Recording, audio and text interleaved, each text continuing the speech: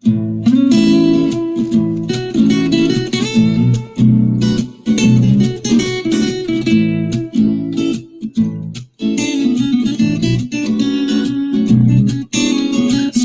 time with Mr. Lamada.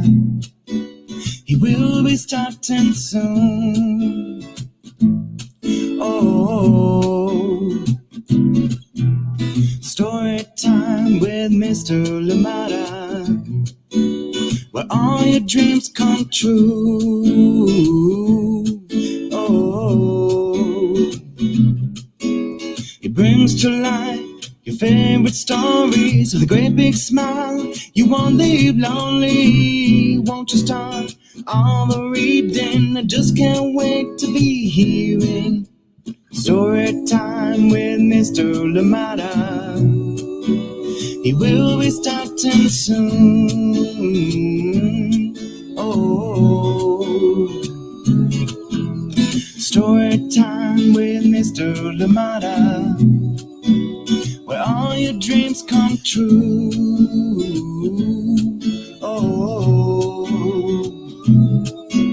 he brings to life your favorite stories with a great big smile. You won't leave lonely, won't you start all the reading? I just can't wait to be hearing.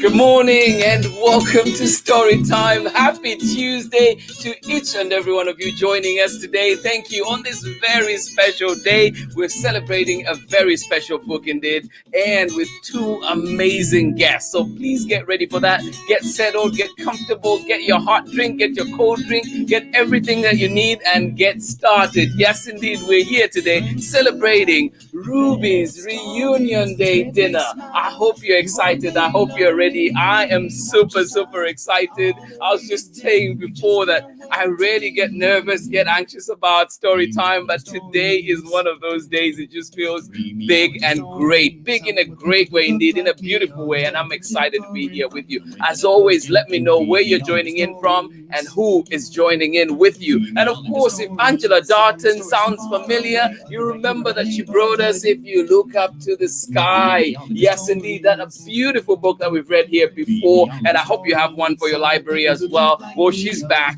This is her new book, and of course, this time she has worked with Jestenia Southerland, and they're here together. They'll be coming on shortly, but please let me know where you're joining in from and who is joining in with you. And I hope you're having yourselves a wonderful start to the day. And if you're joining us from the other side of the world, I hope your day was beautiful, and I hope this nighttime reading and fun conversation that we will have today just uplifts you and gets you ready for that beautiful sleep, and of course ready for some sweet dreams. Yes, indeed. Hopefully not too hungry. Thank you for joining in and welcome. Thank you. And who is with us this morning, ready to enjoy that beautiful story that we have for you? Good morning to you, Laura Atkins. The amazing Laura Atkins is here with us. And you say, hello, everyone. So excited for this book launch. Absolutely. I am buzzing here today. Thank you so much. And good morning to you, Laura. Good to see you. Betty Graydon in Florida. Good morning to you. Thank you for joining in. Amanda West, Nathan and Sarah in Illinois, and you're saying it is rainy today. Well, I hope Ruby brings you all the shelter you need, all the laughter today. Thank you so much for joining in, and of course for sharing how it's going where you are. A cozy story just for you today. Thank you so much for joining in. Tori Gamble, how are you doing in Bothell, Washington? And you joining in, of course, with Liana. How are you doing today? And you say, hope everyone is having a fun day. Well, the fun is just beginning because we have two amazing guests and of course a wonderful project that we've worked on together. I hope you're excited and I hope you are ready for that one. We will be coming back to talk more, see who else is with us today. But right now, I want to bring those amazing guests on. I will not hold you any longer. Welcome to Storytime. First of all, Angela Darton, how are you doing today? I am doing great. Peter, thank you so much for that wonderful opening. It was so wonderful. And thank you to everybody who's tuning in. It's a great day. Awesome. The sun is shining. Ruby's here. It's a beautiful day. I can't believe it. Like it's Awesome. happening. So Yes, and the art in the book, the amazing art you're going to see, is done by a debutant. This so makes it even more special. Jestenia Southerland, welcome to Storytime. Thank you so much for being here. How are you doing? Doing great. Oh, congratulations, you two. Thank you. Yeah. Thank you. No, absolutely wonderful. It's just I've had this copy for a while, and it's been one of those. It's just felt special. Like I'm one of the few people that has it right now, and I hope many people get to have a copy too out there. We do have a giveaway, but also just how does it feel today? Maybe we'll start with you, Jestenia. How does it feel to? Today's the day. Oh my gosh, I'm like beyond excited because this is like my first picture book. It's like the weather is like perfect mirror of like how I like feel on the inside, and the like the beautiful story that Angela wrote. So yeah, I'm like beyond excited. Yeah. Oh, that's awesome. Angela, how do you feel? My heart is just swelling. It's about to burst. I'm so grateful to Jestenia for saying yes to this story, and for her to bring her beautiful talent. I mean, you look at the pictures and they're just, the color just jumps off the page. The food looks delicious, which it had to, and she did it. And, I'm really happy to be present today. Again, Mr. Lamata, thank you for having us and sharing your platform with us and letting us share this book with so many kids. I think when I look at what I was hoping for, I really wanted to read it for kids, and so I'm glad that this is how we can bring Ruby into the world. So, Thank you. I absolutely love it that you're here, and I think the fact that Ruby is a girl and also a Black girl, a girl of color, I feel like that also just has that extra layer for me, and it's such an honor to have you here today. I know that the kids out there, the parents out there, everybody joining in is excited to hear the story, and I hope that afterwards we can come and just talk a little bit more about the book itself, your process and everything. But I would like to get into the book. I'm excited whenever somebody else is reading. Why not?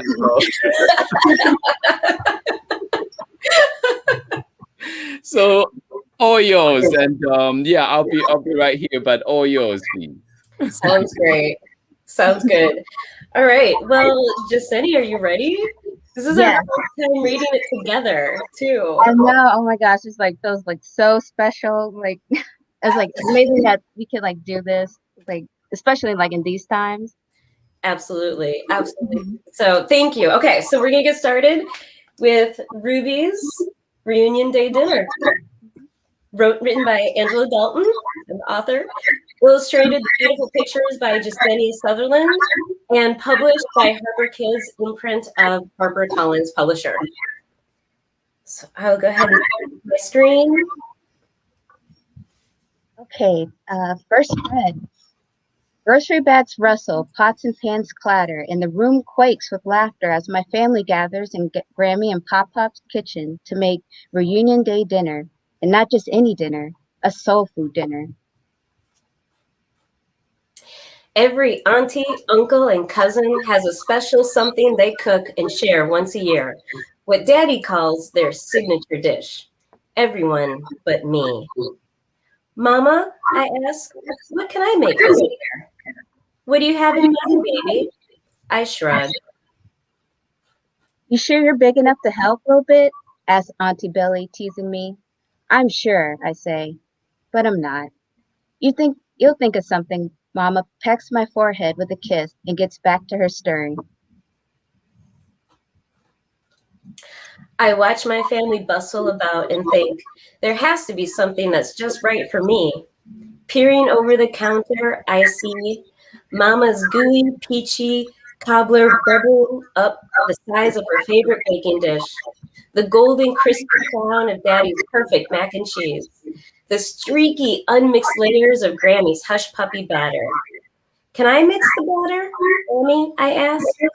Why, this mixer is bigger than you, little bit. Next year, baby. Wandering to the stove, I hear the crack and sizzle of chicken and catfish frying up in Pop-Up's iron skillet, the sharp whistle of red beans boiling in Uncle Mope's pressure cooker, the slow babbling of collard greens simmering in Auntie Patty's large stock pot. Can I stir the greens, Auntie Patty? I asked. Stove's too hot. You might burn yourself. Next year, a little bit.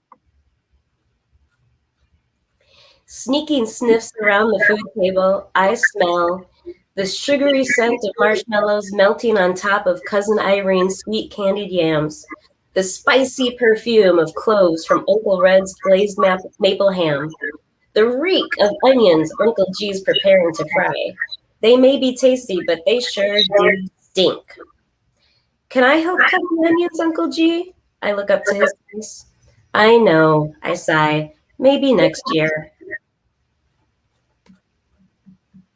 My mouth waters as I head outside, just thinking about the zing of Aunt Lena's pickled okra that crunch when you bite them, the tang of Cousin Titi's homemade hot sauce that stings my tongue just right, the perk of sweet juice from Auntie Billy's grilled corn. I sit on the back steps, head bowed, shoulders slouched. Whew, kitchen's hot, but the grill out here is hotter, said Auntie Billy, wiping the sweat trickling down her brow as she turns the meats and veggies. That's when I see it. The perfect job for me. Auntie Billy, I say, running up to her. Now, Lil Bay, you know you're too young to mess with this grill. Not that, I say, pointing behind her. That.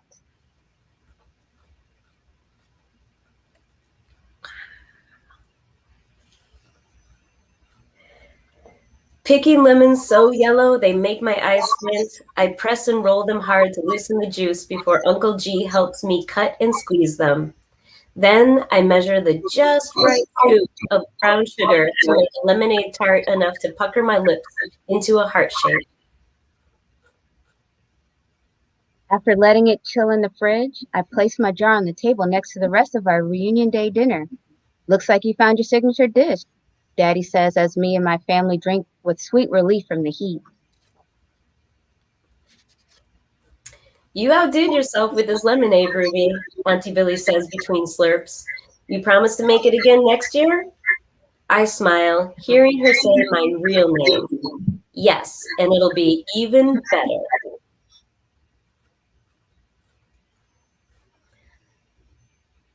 The end. Yes. Oh, that was beautiful. Thank you. It gets, it just gets better and better every time I hear it. And thank you for sharing that. Oh, it's so fun to read it with Jestenia. It was just like, oh, we're reading it together. Have you read it together before? No, this is the first time. Yeah. And I was like, yeah. Well, my question to you though, is do you have any, either of you can jump in on it, do you have any weird or quirky food habits that you well, as far as something unusual, something that you might think, well, I do this thing and I don't think anybody else does. Oh, okay. Okay, not that anyone else does, but just the real soul food experience. Okay, nice servingware and pots and pans is more like foil, like tin foil, like baking dishes. Yeah, it's easy to use, easy to dispose with. When you're feeding 15 plus people. Yeah. Oh, that's awesome. How about you, Angela? So the cooking gene in my family skipped me.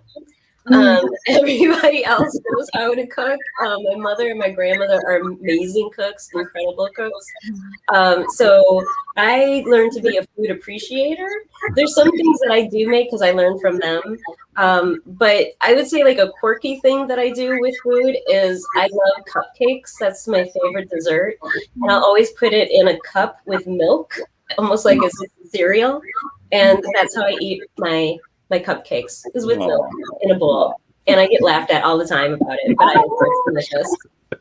That is unusual. Oh, thanks. And like the other thing too is like, I'm sure you both had idols growing up. How did you tap into them? Who were they, and how did you tap into them for this book? And Jestenia too, I'm thinking, because as you're coming to it with your art, there is something, like you're coming at it from another angle. So who were those idols, and how did you, tap into them and bring them out in this book? Oh yeah, for me, my idols are mainly my relatives in the South from North Carolina. So it's like, yeah, it was like that's real like Southern cooking. Is like they're from like a small town.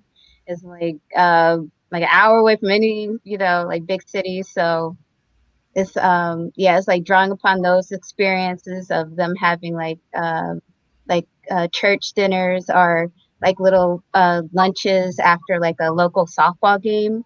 So it's like, yeah, growing up is just like that's just like the culture, just like Southern food. You're gonna eat well. It doesn't matter how small the occasion is. Yeah. And so you mentioned, coming from the South, but you're in Delaware right now. So did you grow up in Delaware, or when did the move happen? How? Oh my goodness. Okay, like where I'm from is like a loaded question because my parents are in the military, so it's like I was born and raised in North Carolina, like, and then we moved to like Germany. Then we came back to States, back to North Carolina, back to the homeland, basically, and then we moved to Arkansas. So just like across like the country almost, and then then we moved to like England. Then after that, now we're here and like in Delaware. So it's just like a journey, like experiencing like different foods. Yeah. Oh, that's awesome. Thank you for sharing that. How about you, Angela? Idols and how they come out with Ruby. A lot of the inspiration for the story came from my family reunions and thinking back to when I was a little girl. And a lot of my family is from Chicago, specifically about 2.5 hours south of Chicago, in this really small town called Watseka, Illinois. And that's where my grandparents lived. They lived in the house that my grandfather basically built for most of their lives. My mom lives there now. And but like the family would come from all over the country to my grandmother's town. And we had one of our cousins owned a lot of land, like a big farmland. So we would just go there and bring out big wagons and put the food out on wagons. And so when I was thinking about it, I was, realizing that everybody in my family basically kind of had like a signature dish, right? And nobody else was allowed to make that dish. And if you tried to make that other dish, you were in trouble. Like you probably would not appear at the next one. And so I was just thinking about how, like the food really was a part of our family celebration, of our family history, of our family roots. And so for me, that was really inspiring to think about. Those are the connections I have with a lot of my family members, is through food, and then I'll remember them through that. So that's really kind of where the inspiration came from. And then like soul food. I mean, soul food is just, the staple of the Black community, and it's a beautiful food with a beautiful history. Yeah. I'm glad to kind of showcase that in this book. Yeah. Oh, and who is Ruby? Like, who is Ruby coming from? Or like, is that you? Is that somebody else? Like, who is Ruby? And then, like, I love that too. We get so much insight into her thoughts. Like at one point when she's like, I'm not sure. It's like she says, I'm sure, but I'm not. Like that part just resonated with me. It's like, how many times do you sometimes be like, yeah, I think I can do this, but deep down you're like, can I really? Like, but who is Ruby? Ruby is me. I think every writer draws from themselves, right? So as embarrassing as it is to say that, it definitely, again, I was thinking about my own family. So Ruby definitely is drawn from me. You'll notice that she is an only child. I'm an only child. And just funny, like I was listening to you talk about how you grew up in, kind of the same. My dad worked for the government, so we moved around a lot as a kid. And I think that was another reason why I like the family reunions, the ones that we were able to get to, because it was like the place, the centering place, right? After moving around and always constantly changing locations and friends and schools and all of that thing, like that was a grounding thing that never changed. So Ruby is definitely a caricature, a sketch of me as a child. Oh, Another thing that I wanted to say too about what Jestenia did with the illustrations was, you know, when you look at the family, when you look at Ruby's family, you know, there are many shapes and sizes and many different, you know, shades of black and brown and all, like, it's a beautiful palette.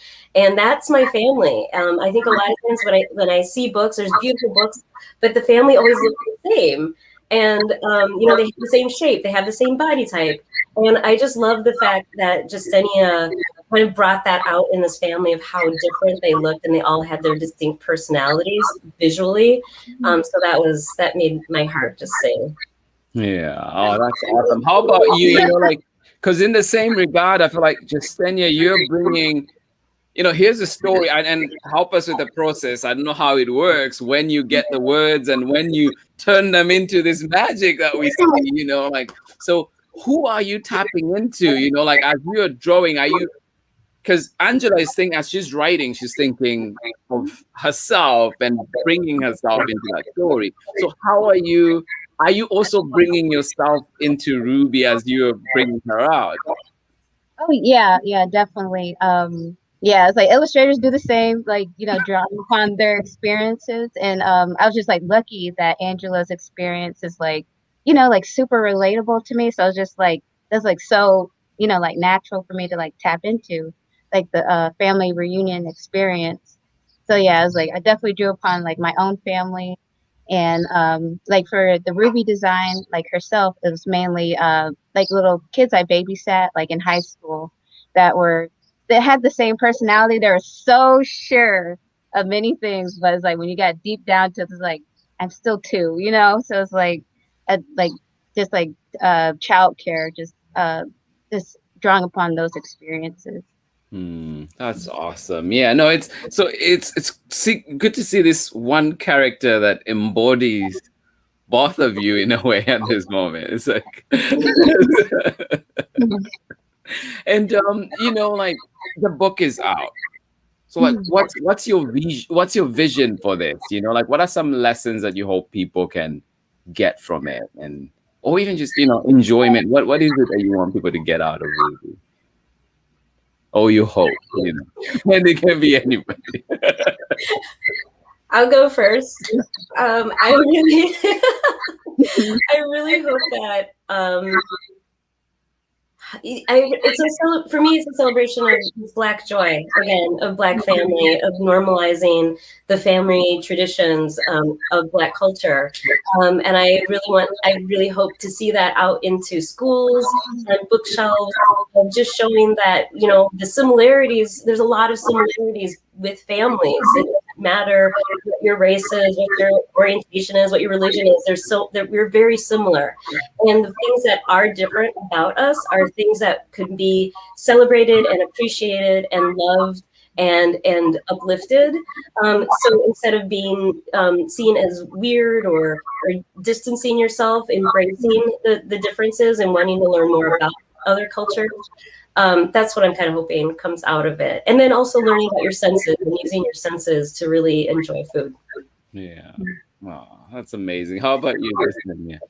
Yeah, like same, like for me, like especially the senses. Like I'm a very like visual person, so it's like when someone opens. Oh, I couldn't tell. Yeah. So when someone opens the book, I want them to be able to either, you know, like see that, oh, that like tastes good, or either like maybe it brings up a memory of something they've eaten in the past, or maybe they want to like try, you know, that food. So it's like I like try my best to like, you know, make it look as appetizing as possible to like either do those two things. Yeah. So, yeah, basically just the enjoyment in the moment is my my biggest hope that people take away. It's like, oh Yeah. oh, this food looks so tasty, you know. Yeah. No, that's so amazing. And you know, like, there's a question out here that Harmony put out, and she's saying, you know, like, I know the question says Miss Limada, but it says, what's one of your favorite food memories from your childhood? And I'll throw that to you both. And let's start with you, Jestenia, on that one. I don't know, just like just mainly going down to like my grandma's house is like I already knew that yes. she would have something, Oh, you know. It's like it's not like a specific thing, but it's just like the anticipation. It's like that was like always like a good time. yeah. Yeah, No, like I agree with you so much. My grandmother, my mom's mom, she's the only one of my grandmothers I met, but she could cook. I hated vegetables. But then when she cooked, I ate vegetables. It was so good. That's how good she was. It's like, oh yeah. And my mom's like, are you eating vegetables today? right, yeah. There's something to these green leafy things. How about you, Angela? I always think back to red Kool-Aid. That was my childhood, especially in the summer. I always just go back right to that. I mean, it wasn't good for me, but I loved it so much because it was just the thing that we had, like whether it was at the family reunions or on a Saturday watching television, Saturday morning cartoons. I just every time I see it, it just takes me right back to being a kid, and so I think that's definitely my childhood memory food.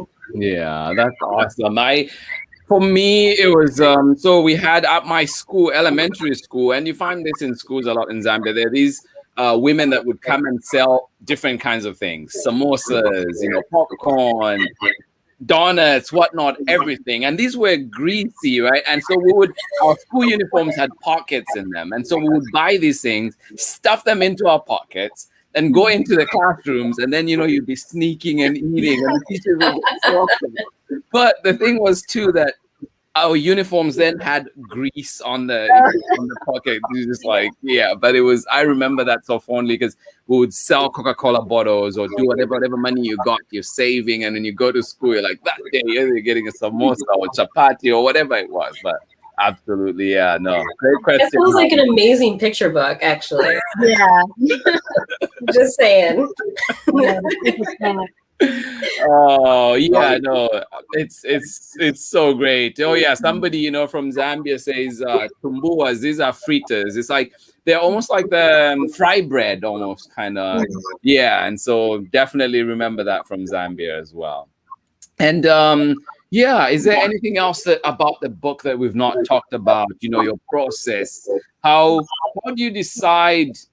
The author that is listening out there, the illustrator that is listening out there, how do you decide and say, well, this is the story, or when does it become this story, And so well written. So, I mean, there's also so great illustrations that even make it more alive, but like, when does it become a story? And to Jestenia, to you, I'll ask, when do you think this is the end product or this is the finished product? Do you have the vision at the beginning, or does it come as you go? Does it develop? Maybe I'll start with you, Angela. When does it? How did you decide? Well, as much as I would love to say that it was my decision, it wasn't. This was a book that got me my agent. So Agent Mary Cummings of Betsy Amster Literary. And so, it really comes down to that process of, I have really great critique partners. So as I'm writing it, they're telling me feedback and giving me great notes. But really, it's a collaborative effort, and I actually like that because writing's so solitary. So you're always writing by yourself. That you kind of work in a vacuum. And so when you start sharing it with other people, like your agent or editor or the illustrator, it's really fun to see like how their interpretation maybe changes the story into something better in the things that you never even would have thought of. So I don't know if a story is ever done from a writer's standpoint. It's just you get to a point where you think, this is pretty strong and I want to know what somebody else thinks about it. And you get reactions from, again, like when an agent says like, yes, I want to represent you. And when the editor says like, yes, I want to acquire this and put it out into the world. And an illustrator is like, yes, I can see the vision for this story. I think that's when, for me at least, like as a writer, that's when it feels like, okay, I've done a good job. We're excited to be a part of this journey of whatever this is going to be. And then follow up on that too. How thick should your skin be as an author? So thick. So thick. Be prepared to have your feelings hurt. Yeah. How do you do that? Yeah. Because you're bringing this personal story, and you're having feedback. The word feedback sounds so beautiful, but it is people really like telling you what to do. How do you- When people say a book is like your baby, I mean, I can't think of a better, comparison, because you put so much time and love and care into the story. And like for someone to say like, well, this isn't right, or, I don't get it, like calling your child like ugly, or like there's something wrong with it. And you're just like, no. And you really want to fight for it. But I think you definitely have to take you have to have a thick skin. But I think it's also important that you have done your job as a writer to research the people around you, to know that you trust them. And there's a reason why you're connecting with them and why you're sharing your stories, because you trust their opinion, you trust their feedback, that they're giving this to you because they want to see you be the best that you can be, not bring you down or tear you down.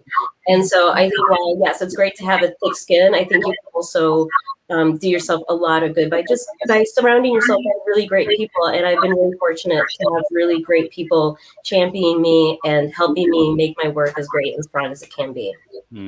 Awesome. No, lots to learn. I feel like in teaching too, you get lots of feedback, and sometimes it's not the nicest things.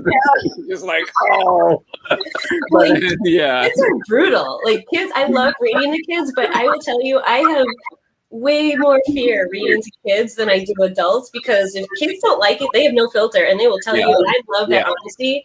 Give me the honesty, but it can hurt sometimes. There's author visits where I've cried. Absolutely. I've learned that working with second graders, first graders, it's just been like, oh wow, yes, but you speak your mind. You speak, I appreciate that. Maybe not in this moment.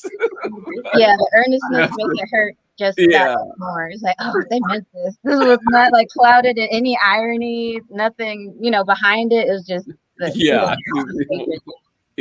How about you, Jestenia, though? Like when does it feel? Yeah, that question I was asking is like, when does it feel like it's done for you, or is it ever done?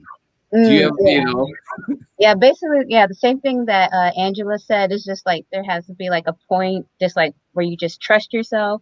And since you're working in the vacuum, you kind of have to have not only thick skin, but like a lot of like self-assurance and like I don't know if it's confidence, but like whatever synonym that, to that, adjacent to that, but you basically have to be able to trust in yourself, and still be able to take feedback and to like create like the best interpretation or product, for the, the best.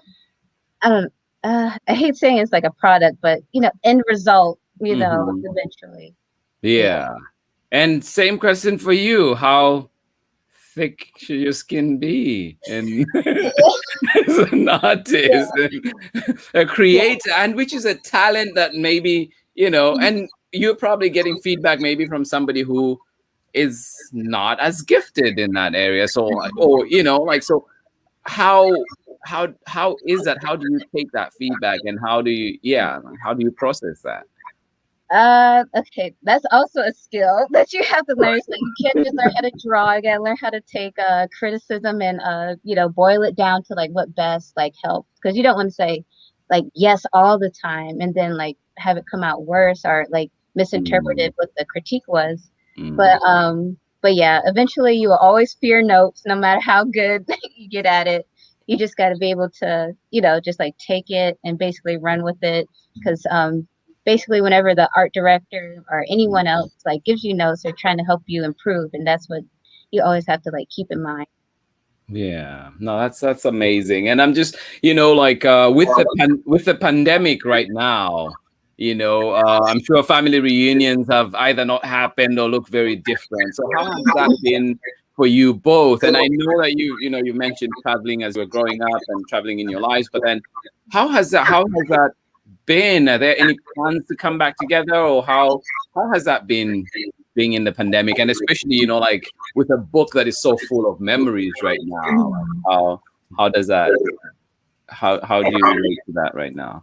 Yeah, like coincidentally last year there we had a family reunion plan. It's like the first one in like almost like I don't know 5 years. So that one had to be like delayed to this fall, and like like let everyone like get comfortable and like because it's like we've been in this for a year. You gotta let the trauma like dissipate. It's like even though like you're vaccinated, it's just like it's just like it's just you can't just like throw it off like, oh, you guys can go back outside now. Okay, we're good. Like still a little bit of like, caution, especially like a lot of my family's like superstitious. So it's like, it's like just barely coaxing them out, So it's like, yeah, it'll be really exciting to like see everyone again.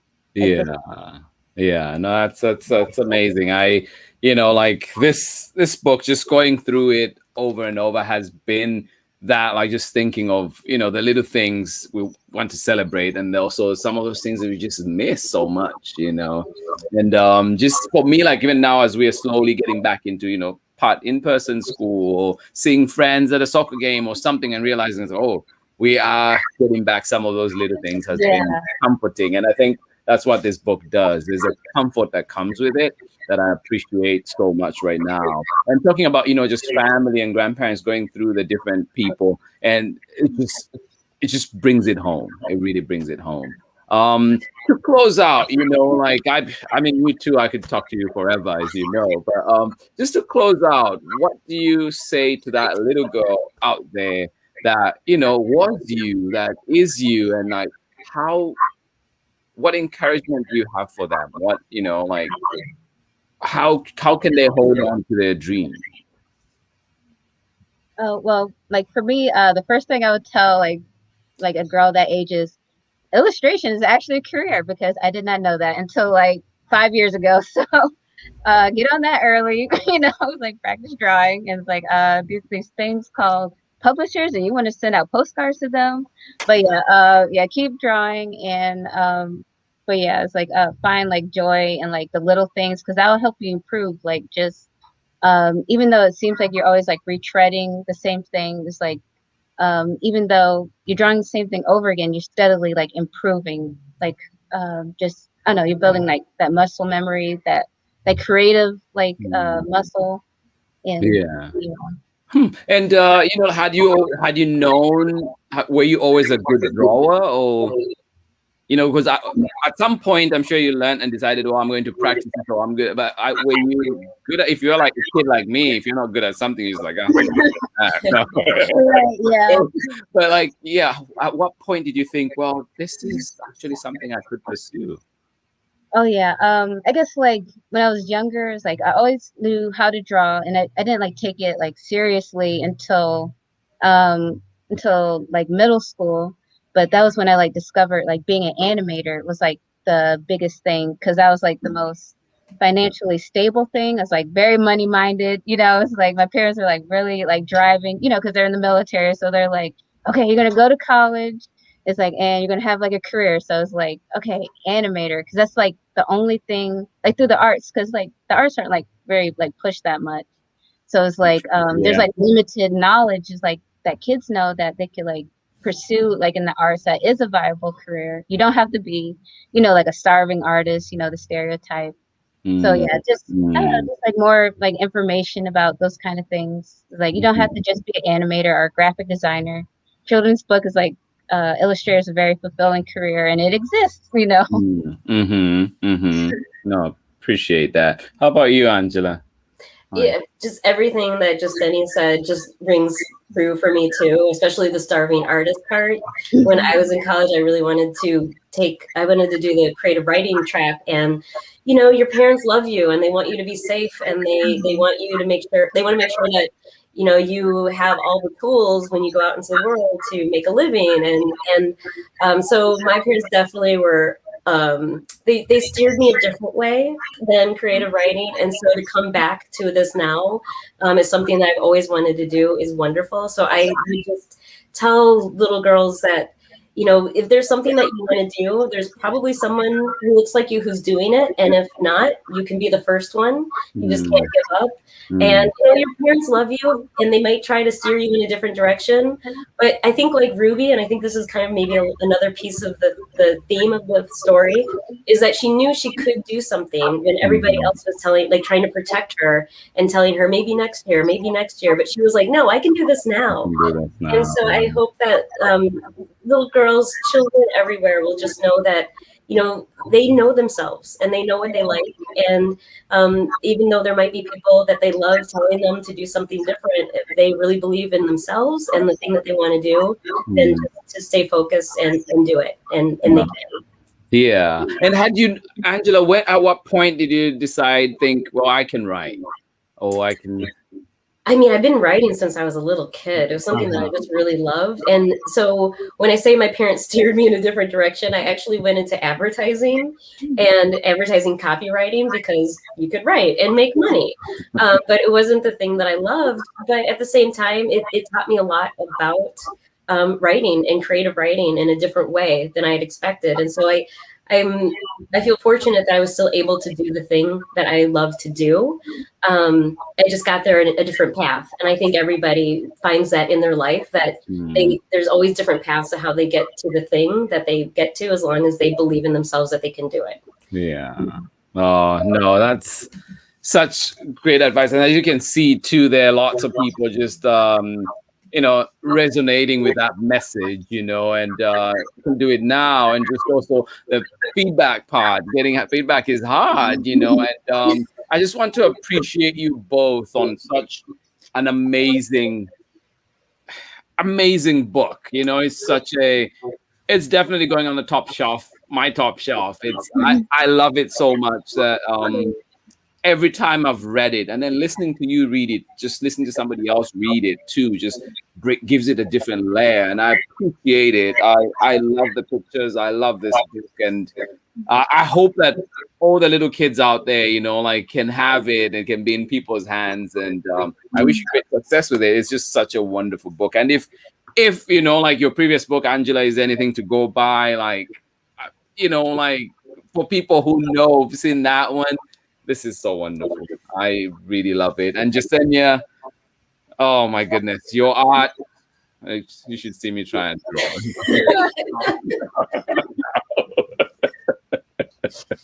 So I'm always so jealous of people who are so talented, but thank you so much for being here today. Thank you. With so many people joining us from, all over Barbados. We have people in Seattle, all over the country, in England. And it's just wonderful to have, have them see this great book and celebrate with you today. It's your day. Thank you. I know, it's been a long time coming. It's just like, wow. It's like we published a book over a pandemic. Like, that's like crazy. Yeah. That is, yeah. Was there any different doing work in a pandemic versus not, especially say when it's work that is kind of isolated in doing? This was like my first big project. At first I was just doing little spot illustrations. So when they was like, in February, I found out on Valentine's Day, wow, that was a crazy coincidence that I'll be coming on this project. So it's just and then a month later, it's shut down. So it's it was definitely a good, test run. Yeah. And, working under pressure, see if we can do it type thing. And it's I know it's just weird to say. I'm really proud that I was able to do it, Yeah. No, just adding to all those pandemic babies and projects. Yeah. No, so wonderful to have you both. I really appreciate it. And as you know, just I'm in awe, great respect to both of you. And it's just been wonderful. Thank you for sharing your work with us today, sharing your process, and for sharing yourselves, because you're giving us a part of yourselves with this project. So absolutely appreciate that.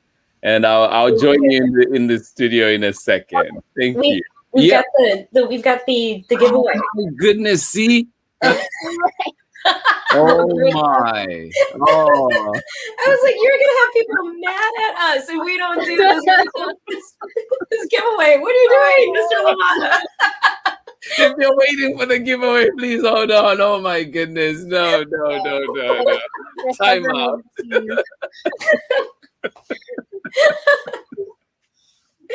All right, I will share my screen. Yes, time for the giveaway. I knew it was coming.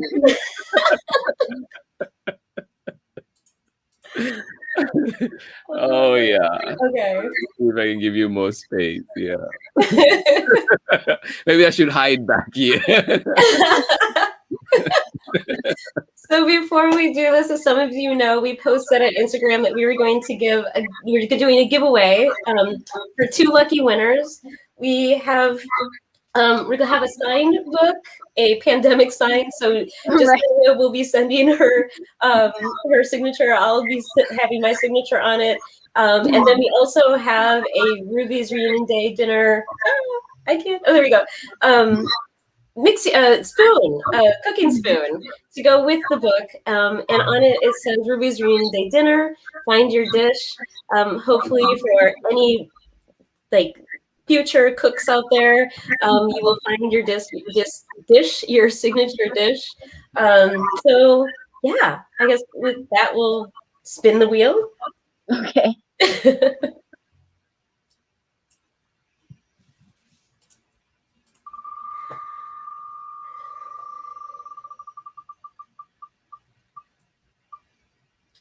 Oh.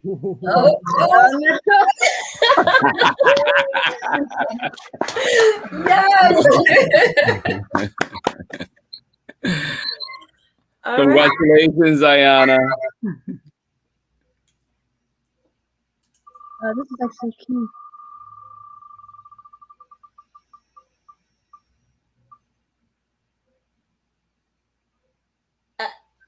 Yeah. Fantastic. Oh. All right. No, congratulations. Congratulations, Ayana, and who was the other one? Malachi? Malachi Kane. Malachi Kane. All right, congratulations. So we'll be in touch to get your mailing address, your shipping address, and expect those in a couple weeks. Now to close. Oh yeah, no, There you go. Now we can go. Oh no, it has been wonderful. Thank you so much. I'll join you in the back in a second. Oh, well, to everybody that was joining us today, thank you so much. That was Angela Dalton and of course Jestenia Southerland on her debut. I hope you get to enjoy that book. It is a lovely one indeed. Thank you for joining me today. And yes, that is Ruby's Reunion Day dinner. I hope you enjoyed it. Please do join me again tomorrow for more story time, and we will be celebrating brown skin. We'll be reading Brown, the Many Shades of Love. Yes, do join me for that one tomorrow and get to know what it's all about. Thank you so much for being here for story time today. As always, appreciate you. I know you were here, Bolden, Chrissy. Thank you for joining us all the way out in Vermont, and you for joining us here in Zambia. Walia, how are you doing? Good to see you here. And thanks to everybody that joined in today. Laura, everybody that was here, thank you. I hope you have yourselves a beautiful day and enjoy it. Get some soul food for yourself. Get yourself a copy of Ruby's Reunion Day dinner. An amazing book indeed. A wonderful project by 2 amazing people. Thank you so much for being here. Please keep spreading the love. And of course, as always, much love from me. And do remember to be out there. Please follow the health guidelines. Be safe. And we'll be back with our families, our loved ones very, very soon. Thank you so much for joining me today. Have yourselves a wonderful day. Much love. Hugs and kisses to each and every one of you. I will see you again tomorrow when we're back for another story. Bye-bye. Story time with Mr. Limata, where all your dreams come true. Oh, he brings to life your favorite stories with a great big smile. You won't live lonely. Won't you start all the reading? We just can't wait to be hearing. Brings to life your favorite stories with a great big smile. You won't live lonely. Won't you start all the reading? We just can't wait to be